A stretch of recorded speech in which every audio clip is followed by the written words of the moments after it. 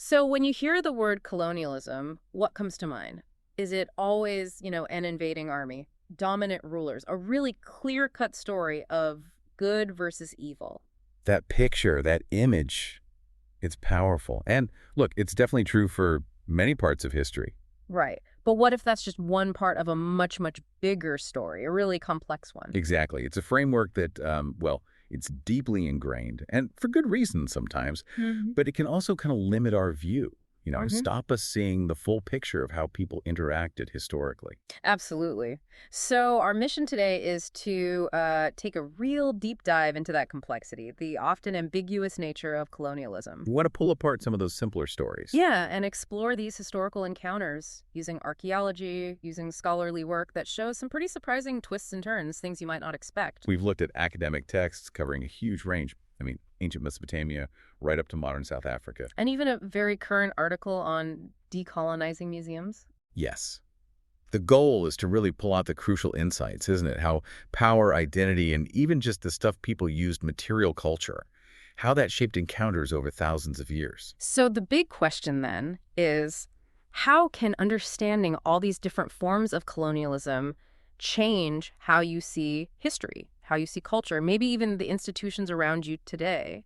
What can we learn from looking closer? Let's jump in and find out. Okay, so let's unpack this first idea, the word colonialism. Hmm. For many of us, our minds jump straight to European expansion, right? Say 16th century onwards, that familiar story. Conquers, conquered. But the sources we looked at really push back against that narrow view. They force us to ask, well, what else could colonialism look like? That's the key question. And it's fascinating how that traditional Western definition, the one emphasizing domination of an alien minority, asserting racial and cultural superiority over a materially inferior native majority, Yeah. how that can actually restrict our view sometimes. Because it comes from specific times and places. Exactly. It's accurate for certain contexts, absolutely, but applying it universally, that gets tricky. You risk missing vital nuances in other interactions, other eras. Okay, so if we're broadening out, how do we separate colonialism, the system, the dominance, from just colonies as like physical settlements? Can you have one without the other? That's a really critical distinction.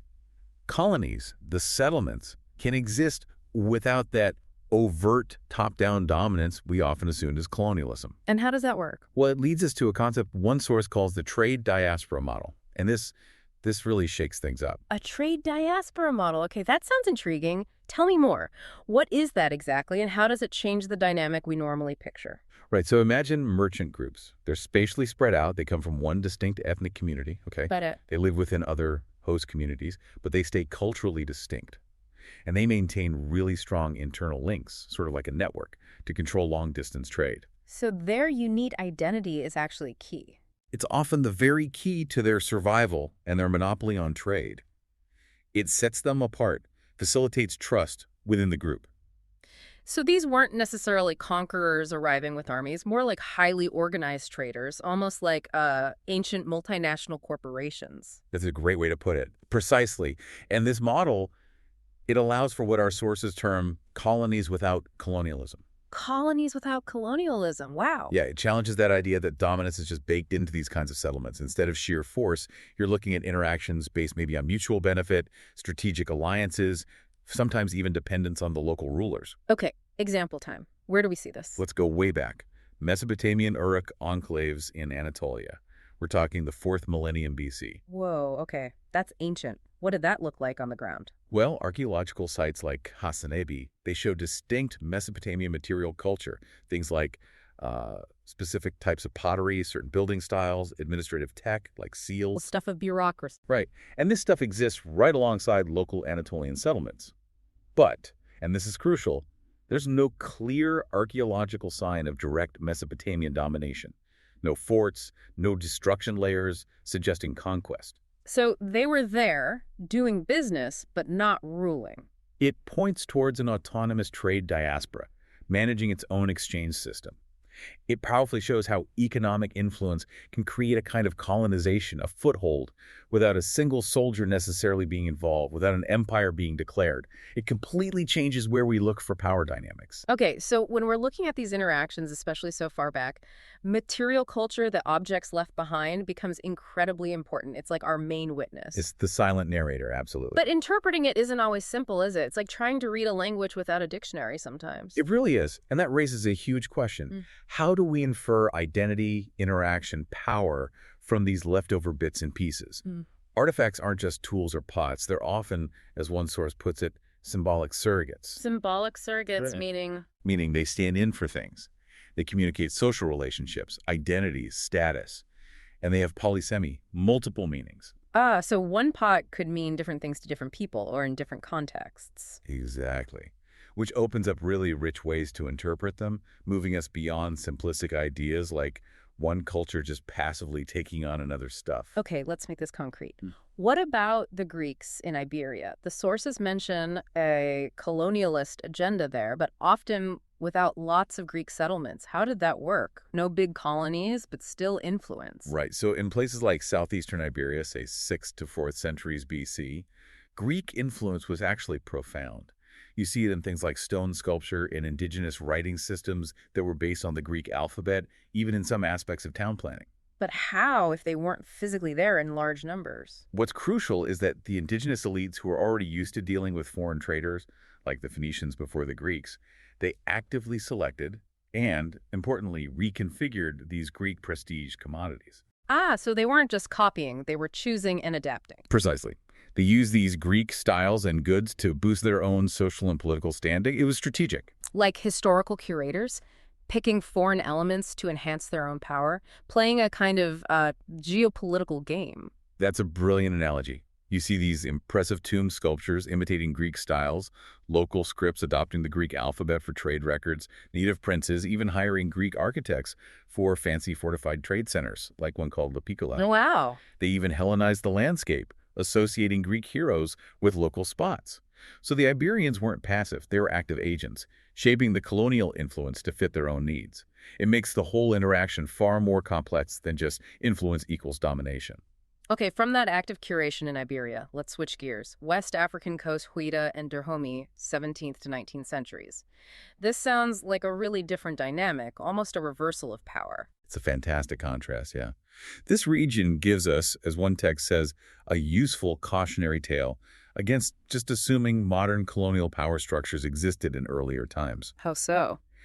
The Hueda kingdom, and later Dahomey, which conquered it, they controlled the trading environment very tightly. They deliberately encouraged multiple European nations, English, French, Dutch, Portuguese, to set up posts and compete against each other. Playing them off each other. Smart. Very smart. It maximized their own leverage, kept any one European power from getting too dominant, and protected their autonomy. So the Europeans were, in a way, kind of dancing to the local ruler's tune. To a significant degree, yes. You can contrast it with, say, Elmina, where the Portuguese built a massive fort and did establish dominance early on. But look at Savi, the Huide capital.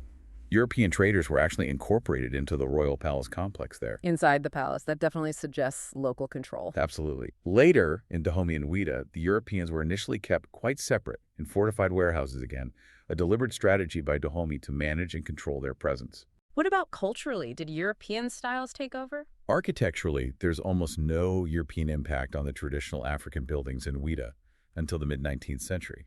And even then, the big shift wasn't driven by the early European traders. No, who then? It was Afro-Brazilian immigrants, freed slaves returning from Brazil, some of whom were actually descendants of slave traders themselves, like the famous Francisco Felix de Souza. Mm-hmm. They introduced distinctive multi-story Catholic-influenced architecture and even new foodways. So it was a kind of creolization, but driven by returning diaspora, not direct European imposition. Exactly. A creolization of a new elite population, as the source describes it. It really shows how local powers could dictate the terms, even when dealing with powerful European trading nations. It wasn't always a one-way street. This idea of cultural blending, this hybridization keeps coming up. It suggests identities weren't always fixed, right? Like in Punic, Sardinia. That sounds like another case where it wasn't just us versus them. That's right. The archaeology in west-central Sardinia, it shows that even though Carthage established settlements, the local indigenous people were able to retain and express a distinct sense of identity. Even while using Punic stuff. Yes, even if they had to do it by using new Punic material culture. Take the town of Neapolis. It functioned as a central hub, full of Punic objects, but it kept what the archaeologists call distinctively rural traits compared to big Punic cities like Carthage itself. So, sort of Punic, but not entirely. Exactly. It reminds me of Homi Bhabha's idea of ambivalence being almost the same but not quite. It captures that blurring, that blending of identities. And didn't Punic culture persist even later, under the Romans? For centuries. Punic language, Punic traditions, they endured long after Rome took over. It really undermines that simple idea of a sharp colonial divide where one culture just wipes out another. It suggests a much more tangled and resilient cultural reality. Absolutely. People adapt, they innovate, they weave new identities from different threads. It's far more dynamic than a simple binary allows. Okay, so we've seen trade without dominance, cultural negotiation, but there are also clear examples of direct imposition, right? Where colonizers aimed to completely reshape indigenous life. The Spanish in the Andes seems like a prime example. How did they approach that? Well, the Spanish implemented the reducciones. These were new towns built on a grid plan.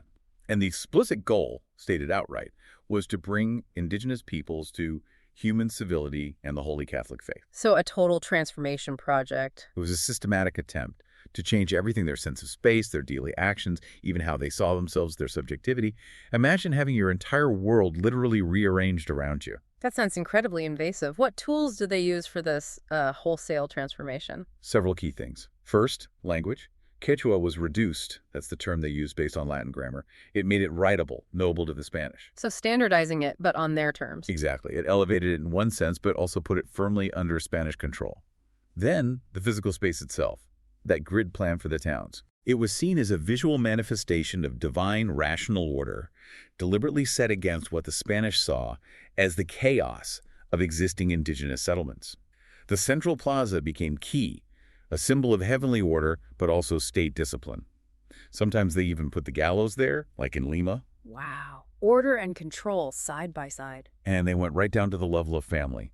Catholic marriage, presented as a voluntary sacrament, was heavily promoted.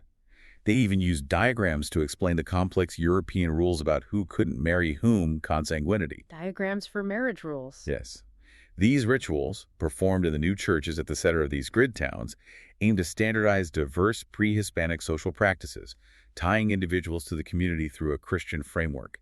It fundamentally altered how kinship itself was understood. So the takeaway is that colonialism could be incredibly ambitious, aiming to reshape not just land, but language, space, faith, even family. Precisely. It was about re-engineering the very fabric of life. Okay, from that kind of top-down re-engineering, let's shift to something that seems maybe more mundane. Everyday objects. Pottery, for example, at the Dutch Cape of Good Hope. How did that reflect power? It's fascinating. Local coarse earthenware became a really important symbolic surrogate there, involved in negotiating identity and social status. How so? Well, the VOC, the Dutch East India Company, they had European potters making familiar European forms. But who used what became significant? High-ranking VOC officers used imported Chinese porcelain, maybe pewter. The fancy stuff. Right. Whereas the ordinary soldiers, the free settlers, the enslaved people, they generally use the locally made coarse earthenware, sometimes even sharing food from communal wooden trenchers. So your dinner plate basically broadcast your social rank, a very visible marker. Exactly. It created what one source calls an iconography of rule. It subtly integrated lower-class Europeans into the broader colonizing group. They weren't using indigenous pottery, but at the same time, it symbolically marked them off from the elite power structure. It's interesting. Was there any blending happening there despite the hierarchy? Oh, yes. Especially in food.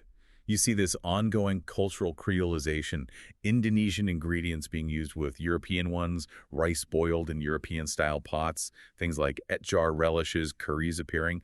This happened even while VOC officials were trying to impose European ways of preparing local resources. So even simple pots and pans tell a complex story of hierarchy and cultural mixing. They absolutely do. Even the most common objects carry weight. And that extends even to something as personal as clothing, right? That could become a kind of a battleground or maybe a middle ground in these encounters. How did that play out in Oceania?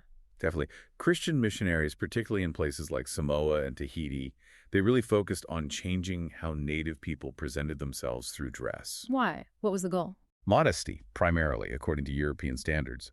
They introduced garments, like the Mother Hubbard-style dress and ponchos called taputa. They also saw teaching sewing as encouraging useful occupation. It was an attempt to impose a new set of cultural norms about the body and propriety. Was it just forced adoption, or did local people react in more complex ways? Much more complex. It wasn't just straightforward imposition. Yes, some saw adopting European clothes as maybe gaining some of the spiritual power associated with the missionaries. But for Samoans, for example, these new clothes, especially the taputa, they didn't just replace old styles. They became integrated into local life as Sunday best. Ah, tied to the new Christian calendar and practices. Exactly. And wearing them actually seemed to empower people, giving them a new sense of self-worth, a sense of pride within this new context. It shows how material culture items aren't just passive objects. They can be, as one scholar puts it, technologies that created that context anew. So people took these imposed items and repurposed them, gave them new meanings within their own framework. Precisely. It's another fantastic example of indigenous agency, even when facing significant external pressure. People find ways to make things their own. Okay, it's really clear from all these examples that colonialism wasn't one single thing. It was incredibly varied, complex interactions, often contradictory things happening, and indigenous peoples were clearly not just passive bystanders. Far from it. Active agents, negotiators, resistors, innovators. So with all this historical detail, all these nuances, what does it mean for us today? How does understanding this complexity help us now? This is where postcolonial theory becomes so important, I think. It really encourages us to look beyond the simple center versus periphery model. To look at the edges, the borderlands. Exactly. Those borderland settings where meanings get displaced and reinvented. It highlights concepts like the middle ground. The middle ground. What's that exactly? It's described as a space, maybe not always a physical space, but a space of interaction characterized by creative and often expedient misunderstandings. A place where new meanings, new practices, new cultural forms emerge out of the encounter itself, not dictated solely by one side. Can you give an example of that kind of creative emergence? Think about the Greeks and Etruscans interacting in Campania in Italy. Their shared polytheistic religious outlook, their shared focus on the sea, maritime perspective, allowed for a lot of mutual accommodation rather than just Greek dominance. So they found common ground. They did. Greek myths, like stories about Odysseus, were adopted by the Etruscans, but also transformed, given local meanings. It points to a colonial culture, yes, but as the source says, not one of cultural imperialism, but one of accommodation. A blend born out of the interaction itself. Right. It shows that when cultures meet, it's not always conflict or assimilation. Sometimes genuinely new things can emerge in that middle space. This idea of re-examining interactions, understanding nuances, it connects directly to a very current debate, doesn't it? The whole idea of decolonizing museums. It absolutely does. We often hear that framed as a culture war, with really entrenched positions. But one of our sources, the archaeologist Dan Hicks, argues it's something else entirely. Yes, Hicks makes a powerful case. He argues quite bluntly that decolonizing museums isn't part of a culture war. It's about keeping them relevant. Relevant how? By acknowledging how colonial thinking, colonial history, has fundamentally shaped institutions like museums, shaped anthropology, archaeology, how it has colored our whole imagination of the past. It's about an internal reckoning for these fields and institutions. So it's less about external attacks and more about internal adaptation and maybe honesty. That seems to be his point. He points to concrete examples. The Commonwealth War Graves Commission finally admitting it didn't equally commemorate African, Asian, and Caribbean soldiers. A huge historical injustice. Huge. He talks about the need for transparency regarding the tens of thousands of human remains taken under colonialism that languish in our museum storerooms. About returning stolen cultural heritage, not just because it's right, but to rebuild international relationships based on credibility and honesty. It's about tackling present-day inequalities too, right? Yes, dismantling the enduring structures of inequality, exclusion, and racism within these institutions today. He critiques curators holding on to outdated views, pointing to the V&A Museum backtracking on displaying African art alongside Asian art, which just reinforces an old, problematic West and the rest framing. So the core idea is acknowledging the deep historical entanglement of museums with colonialism and then actively adapting to a changing world, making them more truthful, more inclusive. Exactly. It's about ensuring these places remain vital, relevant, and more honest brokers of our shared, complex human story. This whole deep dive, it's really shown that colonialism isn't just one simple story, not that single event we might picture. It's a huge spectrum of situations across millennia, across the globe. Marked by such different motivations, different power balances, and just incredible diversity in how people responded. Yeah, from trade diasporas managing their own affairs, to cultures influencing each other without direct rule, to those very direct, imposed systems trying to remake societies from the ground up. And through it all, the material world, pottery, clothes, buildings, city layouts, it wasn't just passive background. No, it was actively involved, shaping identities, negotiating power, creating new realities, often in ways deliberately hidden by the official stories we were told. Right. So for you listening to this, maybe here's a final thought to take away from our deep dive today.